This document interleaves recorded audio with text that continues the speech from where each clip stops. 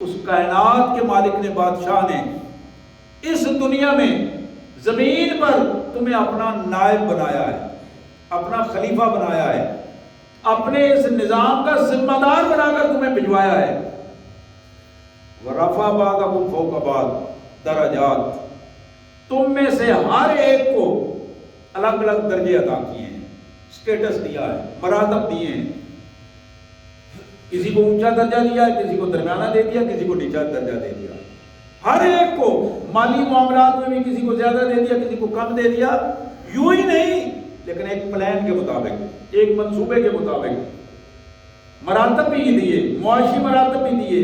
سیاسی مراتب بھی دیے، دنیا کے مراتب بھی ہم نے عطا کیے، اور مالی مراتب بھی عطا کیے، معاشرتی اسٹیٹس بھی دیا، معاشرے میں بھی رہنے سہنے کے حوالے سے بھی مراتب عطا کیے۔ وَهُوَ الَّذِي جَعَلَكُمْ خَلَائِفَ الْأَرْضِ، اس مالک نے تمہیں زمین میں اپنا نائب اور خلیفہ ذمہ دار بنایا۔ وَرَفَعَ بَعْضَكُمْ فَوْقَ بَعْضٍ درجات، تم میں سے مختلف لوگوں کو مختلف درجات عطا کیے، اسٹیٹس عطا کیے۔ کیوں؟ لِيَبْلُوَكُمْ فِي مَا آتَاكُمْ، یہ ہے وہ بنیادی چیز،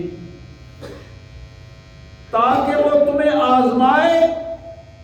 جو کچھ تمہیں دیا گیا ہے اس میں تم کتنا پورے اترے ہو، اس امانت کو تم نے کتنا ادا کیا ہے۔ اگر تمہیں زیادہ دیا گیا ہے، بڑا مرتبہ دیا گیا ہے، پیسہ زیادہ دیا گیا ہے، وسائل زیادہ دیے گئے ہیں، لوگوں پر حکمرانی کا اختیار زیادہ دیا گیا ہے، لِيَبْلُوَكُمْ فِي مَا آتَاكُمْ،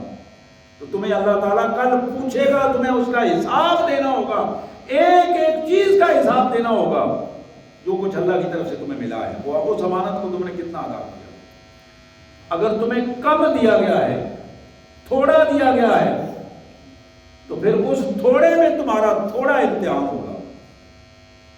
پیسے تھوڑے ہیں، وسائل کم ہیں، تو تھوڑا امتحان ہوگا، تھوڑا امتحان ہوگا، تھوڑا پوچھا جائے گا۔ اگر کم لوگوں پر تمہاری حکومت ہے، صرف اپنے گھر پر کس اسٹیٹ کے تم اس کو چلا رہے ہو، اپنی دکان کی بات کر رہے ہو، ایک دو آدمی بھی تمہارے ساتھ چل رہے ہیں، تو پھر انہی کے حوالے سے تمہیں پوچھا جائے گا، باقی کے حوالے سے نہیں پوچھا جائے گا۔ لِيَبْلُوَكُمْ فِي مَا آتَاكُمْ، یہ درجات، یہ اسٹیٹس، یہ ویلیوز، یہ جتنا تمہیں وسائل دیے، یہ سارے اس لیے دیے ہیں لِيَبْلُوَكُمْ فِي مَا آتَاكُمْ، تاکہ تمہیں جو کچھ دیا گیا ہے اس میں تمہاری آزمائش ہو، تمہیں پرکھا جائے، تمہارا امتحان لیا جائے، چیک کیا جائے کہ تم اللہ کے کتنے فرما بردار ہو، تمہارا تعلق اپنے مالک سے کتنا مضبوط ہے۔ اور یہ یاد رکھو، آخر میں دو باتیں بتائیں، یاد رکھو ان ربک سریع العقاب، پہلی بات اپنے ذہنوں میں بٹھاؤ کہ اللہ کی گرفت سے کوئی بندہ بچ نہیں سکتا۔ اگر کوئی یہ دیکھے نا کہ میں یہ فلاں فلاں فلاں، بچ نہیں سکتا۔ ان ربک سریع العقاب، انہوں علیہ السلام کے بیٹے نے یہی کہا تھا اپنے باپ کو، نبی کو کہا تھا، ابا جی بچ جاؤں گا، پہاڑ پہ چڑھ جاؤں گا، بچ جاؤں گا۔ اور بہت سارے لوگوں نے اپنے اپنے وقت میں یہ کہانیاں سنائیں کہ تم جیسے عذاب کی بات کر رہے ہو، سزا کی بات کرو، یہ کون سی بات ہے، ادھر نہیں تو ہم ادھر چلے جائیں گے، یہ ہو جائے گا۔ اللہ فرماتے نہیں، اگر نوح کا بیٹا نوح کے سامنے ڈبکیاں کھا کر غرق ہو رہا ہے اور جناب نوح سے نہ بچا سکے، ان ربک سریع العقاب، یاد رکھو اللہ کی گرفت سخت بھی ہے، اور گرفت کرتے ہوئے بھی اسے کسی کی محتاجی کی ضرورت نہیں، کسی کو کہنے کی ضرورت نہیں، اسے دیر نہیں لگتی، اس کے حکم کے نفاذ میں ذرہ برابر بھی دیر نہیں لگتی۔ ان ربک سریع العقاب، تیزی کے ساتھ اس کی سزا نافذ ہوتی ہے، اس کا قانون نافذ ہوتا ہے۔ وَإِنَّهُ لَغَفُورٌ رَحِيمٌ، وَإِنَّهُ لَغَفُورٌ رَحِيمٌ، وہ مالک بخشنے والا بڑا مہربان ہے، بخشنے والا بڑا مہربان ہے، بڑا مہربان ہے، گناہوں کو معاف کر دیتا ہے، غلطیوں کو معاف کر دیتا ہے۔ وَإِنَّهُ لَغَفُورٌ رَحِيمٌ۔ مشکات شریف میں بخاری اور مسلم کے حوالے سے ایک حدیث مبارک میں اللہ فرماتے ہیں کہ میرا بندہ میرے پاس اگر اس حال میں آئے کہ اس کے گناہ زمین سے لے کر آسمان تک بھرے ہوئے ہوں، اتنے گناہ لے کر آئے، اور اس نے سچی توبہ کر لی ہو، میں اس کے سارے گناہ معاف کر دوں گا، ولا ابالی، مجھے کوئی پرواہ نہیں ہے، مجھے کوئی پوچھنے والا نہیں کہ میں اپنے بندے کے سارے گناہ معاف کر دوں گا۔ وَإِنَّهُ لَغَفُورٌ رَحِيمٌ، وَإِنَّهُ لَغَفُورٌ رَحِيمٌ۔ میرے پیارے بھائیوں، یہ مالک ہے ہمارا، کائنات کا مالک ہے، وہ مالک جس نے پیدا کیا ہے، وہ مالک جس کا کھاتے ہیں، وہ مالک جس نے ہمیں زندگی عطا کی ہے، وہ مالک جس کی رحمتوں سے ہم چل پھر رہے ہیں، وہ مالک جس نے ہمیں صحت عطا کی ہے، ورنہ اگر وہ پکڑنا چاہے تو وہ لمحات کی کوئی محتاجی نہیں ہے۔ کتنے ایسے لوگ ہیں جن کے اسپتال بھرے پڑے ہیں، کتنے ایسے لوگ ہیں جو پریشانیوں میں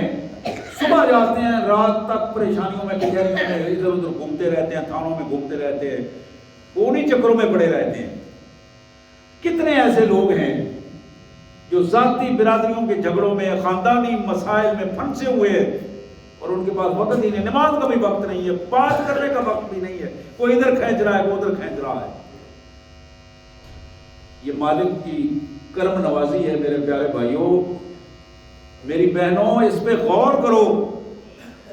کہ کائنات کے مالک کی کرم نوازی ہے کہ اس نے زندگی دی ہے، اس کی مہربانی ہے اس نے صحت دی ہے،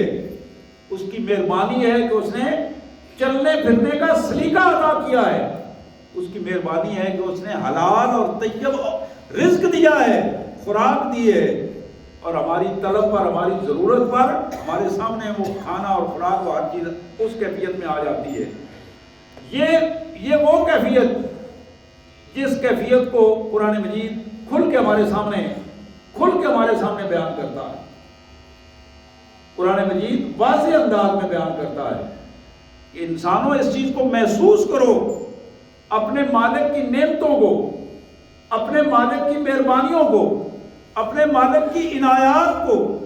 محسوس کرو اور اس کا شکر ادا کرو، اور اپنی غلطیوں کو اس کے سامنے پیش کرو، اپنی غلطیوں کو پیش کرو اس کے سامنے۔ اللہ کے رسول صلی اللہ علیہ وسلم فرماتے ہیں ان العبد اذا طرف ثم تاب تاب اللہ علیہ ثم تاب تاب اللہ علیہ، کہ بندہ جب اللہ تبارک و تعالیٰ کے حضور اپنے گناہوں کا اعتراف کرتا ہے، ان العبد اذا طرف، اپنی غلطیوں کا اعتراف کرتا ہے، مانتا ہے، پیش کرتا ہے اپنے آپ کو اللہ کے سامنے، پوری دنیا سے اس کی غلطیاں چھپی ہوئی ہیں، دنیا سمجھتی ہے کہ بہت اچھا آدمی ہے، بہت نیک آدمی ہے، بہت باکردار آدمی ہے، لیکن وہ اپنے اللہ کے سامنے اپنے آپ کو کھل کر پیش کر رہا ہے کہ یا اللہ مجھ سے یہ بھی غلطی ہوئی ہے، یہ بھی غلطی ہوئی ہے، تو جانتا ہے، کوئی اور نہیں جانتا، کسی کے علم میں نہیں ہے، میرا کردار، میرا اخلاق، میری سیرت، میرا چال چلن، ایک ایک چیز تیرے سامنے، اور آج میں اس کا اعتراف کر رہا ہوں۔ ان العبد اذا طرف، بندہ جب اپنے اللہ کے حضور کھل کر اپنے گناہوں کا اعتراف کرتا ہے، ایک ایک غلطی کو گنوا کر سامنے پیش کر دیتا ہے، ثم تاب، پھر اللہ کے سامنے ہاتھ جوڑتا ہے، پھر روتا ہے، پھر آنکھوں سے آنسو بہتے ہیں، پھر زبان لڑکھڑاتی ہے، پھر معافیاں، پھر ترلے، پھر منتیں۔ یہ ایک ہی دربار ہے جہاں یہ سب کچھ ہو، سب کچھ ہے، اور میرے پیارے بھائیوں اور بہنوں، اس دربار میں رونا، وہاں ترلے کرنا، وہاں منتیں کرنا، وہاں اپنے آپ کو کمزور ترین کر کے پیش کرنا، یہی کامیابی کی دلیل ہے، یہی خوبصورت رویہ ہے. اسی خوبصورت رویے کو میرے آقا نے فرمایا ان العبد اذا تعرف ثم تاب تاب اللہ علیہ. جب بندہ اس پوزیشن میں آ جاتا ہے، اپنے مالک کے سامنے اس پوزیشن میں آ جاتا ہے، گڑ گڑاتا ہے، روتا ہے، تضرعا وخیفا، قرآن کہتا ہے تضرعا وخیفا، روتا ہے، گڑ گڑاتا ہے، منتیں، ترلے، یا اللہ معاف کر دے، یا اللہ معاف کر دے، یا اللہ گناہ ہو گیا ہے، یا اللہ آئندہ نہیں کروں گا، گناہ کو چھوڑ دیا ہے میرے مالک، وعدہ کرتا ہوں آئندہ نہیں ہوگا. یہ کیفیت، یہ رونا دھونا، یہ پریشانی، یہ اندر کی ندامت، یہ کیا چیز ہے؟ تاب اللہ علیہ، اللہ اپنے اس بندے کو خصوصی رابطے میں رکھتے ہیں، نظر کرم فرماتے ہیں، نظر کرم فرماتے ہیں، اور اس کی توبہ کو قبول کر لیتے ہیں، توبہ کو قبول کر لیتے ہیں. ریاض الصالحین میں بڑا معروف ایک واقعہ رسول کائنات صلی اللہ علیہ وسلم نے فرمایا. حدیث کی معروف کتاب ہے ریاض الصالحین، امام شرف الدین نووی رحمۃ اللہ علیہ نے لکھی. نبی رحمت صلی اللہ علیہ وسلم ایک دن اسی طرح ذکر فرما رہے تھے تو آپ نے فرمایا کہ ایک آدمی، اس سے گناہ سرزد ہوا، اس نے ایک بندے کو مار دیا، حوصلہ بڑا، پھر دوسرے کو مار دیا، تیسرے کو مار دیا. ضمیر ایک دن جاگا، اس نے اپنے قتلوں کی تعداد جب گنی اس قاتل نے تو وہ 99 بنتی تھی. 99 قاتل، 99 افراد کا قاتل. اچانک ذہن میں تبدیلی آئی، اور اس تبدیلی کے بعد اس نے کوشش کی کہ کسی طریقے سے میں بچ جاؤں، میں تو بڑا مجرم ہوں، ظلم کیا ہے اپنی جان پر اور بڑا ظلم کیا ہے. وہ ایک دیندار آدمی کے پاس پہنچا، یہ حضرت عیسیٰ علیہ السلام کے ماننے والوں کا دور تھا. تو اس نے وہاں جا کے عرض کی کہ حضرت میرا کوئی توبہ کا کوئی امکان؟ انہوں نے کہا کیا کیا تم نے؟ اب اس نے اپنی داستان ساری سنائی کہ میں نے اپنی زندگی میں اب تک 99 قتل کر چکا ہوں اور فلاں فلاں فلاں جرائم بھی کیے. انہوں نے کہا نکل جاؤ یہاں سے، تم تو اللہ کے بڑے دشمن ہو، اللہ کی مخلوق کو مارنے والے ہو، بڑے بدبخت انسان ہو جس نے تو انسانیت کا دشمن ہے. دوسرے کے پاس گیا، انہوں نے بھی یہ کہا، تیسرے کے پاس گیا، انہوں نے یہ کہا. بالآخر اپنے اس علاقے سے مایوس ہوا. جب یاسیت کی مایوسی کی کیفیت ہوئی، اس نے جو بڑا تھا جس نے بار بار اسے وہاں سے نکلنے کا اور نکالنے کا کہا، اس نے کہا اس کو بھی مار دو. اب وہ غصے کی، شیطانی غصے کی اور زیادہ کیفیت ہوئی، اس نے 100 پورے کر دیے. اب یہ ایک وہ المیہ تھا جس المیے میں 100 افراد کا قاتل. اللہ کے رسول صلی اللہ علیہ وسلم فرماتے ہیں کہ یہ بندہ بالآخر مجبور ہو کر دل کی اس پریشانی کی کیفیت میں، اذیت ناکی کی کیفیت یہ تھی کہ اسے سکون نہیں آ رہا تھا. جب اندر ضمیر جاگ جائے، بڑے سے بڑا مجرم بھی جب ضمیر اس کا زندہ ہو جائے، ضمیر جاگ جائے، تو پھر اس کو سکون نہیں آتا، اس کو نیند نہیں آتی، اس کا کھانا پینا بالکل زہر محسوس ہوتا ہے، ہر وقت اپنی ایک اذیت کی کیفیت میں رہتا ہے. اسی پریشانی کے عالم میں کبھی ادھر گرتا ہے، کبھی ادھر گرتا ہے. تو کسی نے پوچھا کیا بات ہے، کیوں؟ اس نے کہا بس زندگی اجیرن ہو گئی ہے. جب اپنی داستان سنائی، اس نے کہا یار جاؤ فلاں ساتھ والے گاؤں میں چلے جاؤ، وہاں کچھ اللہ کے نیک بندے رہتے ہیں، ان کے ساتھ جا کے وقت گزارو، اللہ تعالیٰ تو ہو سکتا ہے تمہاری معافی ہو جائے، وہ تمہیں طریقہ بتا دیں. اس نے کہا اچھا کوئی ہے اس طرح کا کام دنیا میں؟ اس نے کہا بالکل ہے، تم جاؤ، کئی لوگوں کی اصلاح ہو گئی ہے وہاں جا کے، نیک لوگوں کے ساتھ بیٹھو گے کوئی نیکی کی پوزیشن آ جائے گی. اب وہ چل پڑا. اللہ کے رسول صلی اللہ علیہ وسلم نے فرمایا کہ راستے میں جا رہا ہے، موت آ جاتی ہے. واقعہ بڑا مشہور ہے، میں صرف گزارنا چاہتا ہوں وہاں سے، یاد دہانی کے لیے تاکہ ہمیں بھی اندازہ ہو جائے، رسول کائنات صلی اللہ علیہ وسلم نے فرمایا کہ موت آ جاتی ہے، بندہ وہاں گر جاتا ہے، دونوں سطح کے فرشتے وہاں پہنچ جاتے ہیں، دوزخ والے بھی اور جنت والے بھی، اور دونوں میں لڑائی جھگڑا ہوتا ہے۔ وہ کہتے ہیں کہ اس نے توبہ کی نیت کر لی تھی تو اس لیے ہم لے جائیں گے، جنت والے کہتے ہیں، وہ دوسرے کہتے ہیں نہیں 100 بندوں کا قاتل ہے، کیسے توبہ بھی کی ہی نہیں، ابھی تو عمل ہی نہیں ہوا۔ حضور فرماتے ہیں صلی اللہ علیہ وسلم کہ وہ دونوں فرشتے اللہ کے حضور جاتے ہیں مقدمہ لے کر، یا اللہ آپ حکم فرمائیں۔ حضور فرماتے ہیں کہ میرے اللہ نے اس بندے کی اس نیت کی وجہ سے، جو اس نے توبہ کی نیت کر لی تھی، اپنی اصلاح کی نیت کر لی تھی، جہاں وہ جا رہا تھا اس بستی کی زمین سکیڑ دی۔ مالک نے اپنی مرضی سے مہربانی فرمائی اور فیصلہ یہ دیا دونوں فرشتوں کو کہ جاؤ جا کے زمین ناپ لو، اگر یہ جہاں جا رہا ہے اس کی زمین کا فاصلہ کم ہے، دوسرے کی طے زیادہ کر لیا ہے اور رہ کم کیا ہے، تو پھر یہ جنت والے فرشتے سے لے جائیں، رحمت والے فرشتے لے جائیں، اور اگر جہاں جا رہا تھا وہاں کا فاصلہ زیادہ ہے، تھوڑا ہی فاصلہ اس نے طے کیا تھا، تو پھر دوسرے لے جائیں۔ لیکن مالک نے چونکہ رحمت فرمانی تھی، بندے کو معاف کرنا تھا، تو پھر اس معافی کا نتیجہ یہ نکلا کہ وہ حق جنت والوں کا استحقاق قرار دیا گیا، اور انہوں نے اس جنت والے فرشتے اس کی روح کو لے گئے، اور بالآخر اس کیفیت میں حضرات جب اللہ وحدہ لا شریک اپنی رحمت فرماتے ہیں،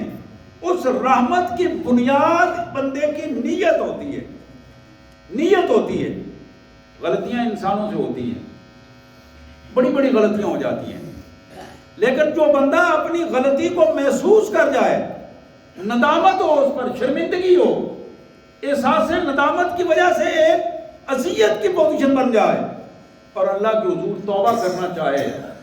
تو پھر یہ وہ بندہ ہے کہ جس کو اللہ کی رحمت جس کا استقبال کرتی ہے، اللہ کی رحمت جس کا استقبال کرتی ہے۔ جناب عمر فاروق رضی اللہ تعالیٰ عنہ کی ایک حدیث مبارک، ان کی روایت کردہ حدیث ہے، ترغیب و ترہیب میں فرماتے ہیں کہ ہم اللہ کے رسول صلی اللہ علیہ وسلم کے سامنے بیٹھے تھے، حضور اکرم صلی اللہ علیہ وآلہ وسلم نے اب باتوں باتوں میں آپ مسکرائے اور آپ کے چہرے انور پر بڑی خوشگوار کیفیت پیدا ہوئی، تو کہتے ہیں کہ میں نے عرض کیا یا رسول اللہ، لگتا ہے کہ بہت خوشی کی خبر ہے جو اللہ نے آپ کو دی ہے، تو ہمیں بھی اپنی اس خوشی میں شامل فرمائیں۔ تو نبی رحمت صلی اللہ علیہ وسلم نے فرمایا مجھے ایک منظر دکھایا گیا ہے، منظر یہ ہے کہ میری امت کے 2 افراد اللہ کے حضور گھٹنوں کے بل کھڑے ہیں، ایک بندہ درخواست کر رہا ہے یا اللہ یہ بندہ دنیا میں اس نے میرا حق مارا تھا، دنیا میں یہ مجھے اس نے ادا نہیں کیا، میں نے بڑی کوشش کی کہ اپنا حق اس سے لوں، اس نے نہیں دیا، انکار کرتا رہا، لارے لپے میں وقت گزر گیا، یا اللہ آج تیری عدالت سچی عدالت ہے، تو بااختیار ہے، میرے قرض لے کے دے، میرے مسائل لے کے دے، جو کچھ اس نے میرا چھینا ہے۔ تو اللہ اسے کہیں گے کہ اس کے تو کھاتے میں شاہی کو نہیں ہے، یہ تو اتنا بڑا مجرم ہے کہ جو کچھ اس نے حرکتیں کی تھی، وہ نیکی تھوڑی بہت لایا تھا، وہ لوگوں کو دے دی گئی، اس کا تو کھانا ہی خالی ہے۔ اب وہ بندہ دوبارہ عرض کرے گا جس نے پیسے لینے تھے، یا اللہ اگر اس کے کھاتے میں کچھ نہیں ہے تو پھر ذرا میری برائیاں اس کے کھاتے میں ڈال دیں، تھوڑا میرا بوجھ کم ہو جائے، وہ اس طرح کر لیں، وہ میرا استحقاق آج اس عدالت میں یہی فیصلہ ہو جائے۔ حضرت عمر کہتے ہیں جب رسول اللہ صلی اللہ علیہ وسلم یہ بیان کر رہے تھے تو بے ساختہ آپ کی زبانیں، آپ کی آنکھوں سے آنسو گرنے لگے، اور آپ نے فرمایا بلا تازر وازرۃ وزر اخری، لوگوں کل کوئی کسی کا بوجھ نہیں اٹھا سکے گا، کوئی کسی کا ضامن نہیں بن سکے گا، کوئی کسی کا سہارا نہیں بن سکے گا، یہ سارے بوجھ، ساری ضمانتیں، سارے سہارے اللہ وحدہ لا شریک کے قبضہ قدرت میں ہوں گے۔ حضور فرماتے ہیں اس بندے کو، اب تو دونوں بندے امید کے ساتھ کھڑے ہوں گے، ایک اپنے کچھ لینے کی امید میں اور دوسرا جان چھوٹنے کی امید میں، اللہ کے حضور پر وہ خوف سے کانپ پی رہا ہوگا میرا پتہ نہیں کیا بنے گا۔ حضور اس لینے والے کو حضور فرماتے ہیں کہ اللہ فرمائے گا کہ اللہ اوپر دیکھو، ارفع انظر الی فوقی، اوپر دیکھو ذرا، اپنی نظریں اوپر اٹھا کے دیکھو۔ اب وہ اوپر دیکھے گا تو اس کی بے ساختہ زبان سے نکلے گا سبحان اللہ الحمدللہ، یا اللہ کمال شکر، تو وہ بے ساختہ اللہ کی تعریفیں کرتا چلا جائے گا۔ اللہ فرمائیں گے کیا دیکھا ہے؟ وہ کہے گا یا اللہ کمال ہے، ایسا مال جو ہیرے موتیوں سے جڑا ہوا، اور کمال میں نے زندگی میں ایسا سوچا بھی نہیں ہے، یہ کس کا ہے؟ یہ تو کسی نبی کا ہوگا، کسی آپ کے بڑے مقرب بندے کا ہوگا۔ اللہ فرماتے ہیں یہ تیرا بھی ہو سکتا ہے۔ اب وہ بڑا پریشان ہو گیا، حیران ہو گیا، کہنے لگا یا اللہ میرے جیسے گناہگار بندے کو یہ اتنا بڑا مال بھی نصیب ہو سکتا ہے؟ اللہ فرماتے ہیں ہاں تمہیں مل سکتا ہے۔ تو عرض کرے گا یا اللہ کیسے؟ مالک فرمائیں کہ بعفو اخیک، اپنے بھائی کو معاف کر دو۔ غور کیجئے اس جملے پر، یہ اتنی بڑی نعمت جسے تم صرف نبیوں کے ساتھ منسوب کر رہے ہو، صرف ان کو ملے گی، سٹیٹس ان کا ہے، تمہیں مل سکتی ہے، کیوں؟ بعفو اخیک، اپنے بھائی کو معاف کر دو۔ اب وہ شخص بے ساختہ ہاتھ اٹھا کے کہتا ہے یا اللہ میں نے معاف کر دیا، یا اللہ میں نے معاف کر دیا، میرے مالک میرا اس پر کوئی حق نہیں ہے، میں نے معاف کر دیا، تیری رضا کے لیے معاف کیا۔ اللہ فرماتے ہیں خذ بید اخیک، اپنے بھائی کا ہاتھ پکڑو، فادخلا فی الجنہ، تم دونوں جنت میں چلے جاؤ، تم دونوں جنت میں چلے جاؤ۔ خذ بید اخیک، اپنے بھائی کا ہاتھ پکڑو، فادخلا فی الجنہ، جنت میں داخل ہو جاؤ۔ میرے بھائیو، آج میں اپنی بہنوں سے بھی عرض کروں گا، آپ سے بھی عرض کروں گا، بزرگوں سے بھی، نوجوانوں سے بھی، کہ آپ آج کے ان لمحات میں اپنے اللہ سے اپنے گناہوں کی معافی مانگیے۔ میں بھی، آپ بھی، نہ جانے اگلے لمحات ہمارے لیے موجود ہیں یا نہیں ہیں، اور جو لمحات ہمیں ملے ہیں ہماری ذمہ داری ہے کہ پوری سنجیدگی کے ساتھ اللہ کے حضور معافی مانگ کر اپنے گناہوں سے توبہ کی جائے۔ اور اللہ کا یہ فرمان ہے کہ جن لوگوں نے سنجیدگی کے ساتھ توبہ کر لی دنیا کی زندگی میں عیش و آباد کے ساتھ، اولئک یبدل اللہ سیئاتہم حسنات، یہ وہ لوگ ہیں کہ ہم ان کی برائیوں کو بھی نیکیوں میں بدل دیں گے، اللہ سے دعا ہے اللہ تعالیٰ ہمیں اس کی توفیق عطا فرمائے۔ اللہ تعالیٰ مہربانی، اپنی خاص مہربانی سے ہمارے نامہ اعمال کو برائیوں کی بجائے نیکیوں میں بدل دے، اور ہماری غلطیوں کو معاف فرمائے، اور ہمیں سچی توبہ کرنے کی توفیق عطا فرمائے۔ وآخر دعوانا الحمدللہ رب العالمین۔